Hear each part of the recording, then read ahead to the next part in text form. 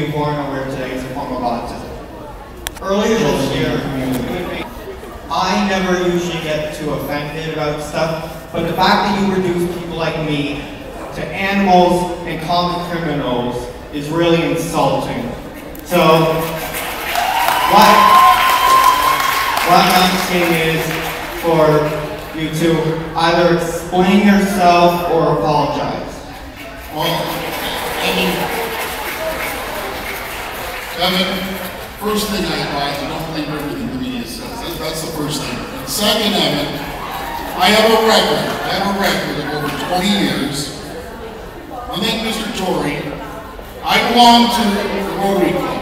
The work we have done with all sorts of folks that may have disabilities, I've worked day in and day out to help people like yourself. Let's talk about the story there for a minute. Actually, the truth of the matter is, there wasn't any kids with autism in that house. That was very clear. That was very clear. The police were being called every single second day. The fire trucks were showing up every second day. The windows were being smashed out. There was kids walking down the street in people's backyards. I can assure you, Evan, my heart goes out to you. I've helped numerous families up to last week. I won't name their last name, but Paul and Carla came to me. They have 2 kids with autism. They couldn't find a place for their son to be taken care of. I stepped up to the plate. And then on top of that, there's other organizations in the city that I've supported. So my heart goes out to you. I've helped numerous kids. And I think the media kind of misled the story a little bit. Totally. Thank you.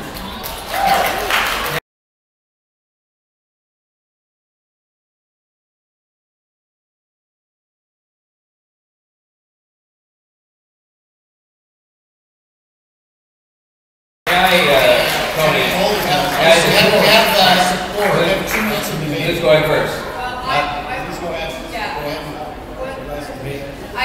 Evan, it's important that you get the support, get the jobs you want when you finish school here, get the housing you want. I support the Driven Center that was providing support for people that need the support, and they have every right to be in every community. Right? That's the key thing. It's about integration. It's about being in the community. In this campaign, there's too many name callings into this. I heard Mr. Tory calling Mr. Ford a chicken, trash, and then turkey last night, enough. Let's leave the turkey for the Thanksgiving weekend. Enough. Let's focus on the issue that matters to people. Can we talk about autism for a minute? First of all, Doug, I don't challenge for a second what you may have done as a community servant with Rotary or anybody else, but I don't think you have to in the course of outlining that to finish what I've done. I've been involved as a leader in Unity for Autism at a foundation that raises money. I've been involved in community living with the Read the Foundation. That's just 3 organizations helping people who have disabilities of one kind or another. But I think, to come back to your question, I mean, what we need to do is we need to have a lot more understanding. There's not a lot of understanding about the disabilities and some of the impacts on behavior and so on of people with autism.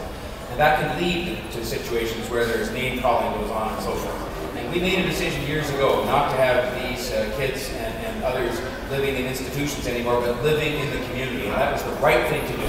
And the job of a leader, I suggest respectfully, Doug, is to produce more understanding and more consensus and more cooperation so they can live in the community and not to divide them, and then to make sure our government provides the resources to look after them, which in the case of autism in this province is a disgrace, and I'm on record as having said that for years.